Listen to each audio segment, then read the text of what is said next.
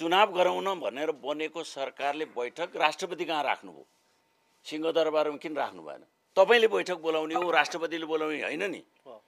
तपाईँ चुनाव गराउँछु भन्ने सरकारको प्रमुखले चुनावको बारेमा राजनीतिक दलहरूलाई बोलाएर छलफल गर्न त सिंहदरबारमा गर्नु पर्थ्यो।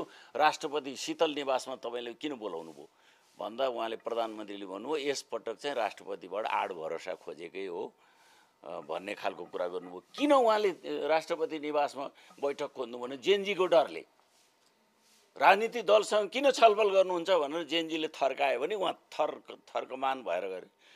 त्यसो भए जेएनजीका साथीहरूसँग पनि हाम्रो प्रश्न छ के राजनीतिक दललाई अलग गरेर हुन लागेको चुनाव हो त यो?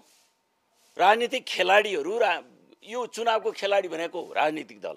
राजनीतिक दलले भाग लिएनन् भने के हुन्छ यो चुनाव? चुनावले मान्यता कहाँबाट पाउँछ?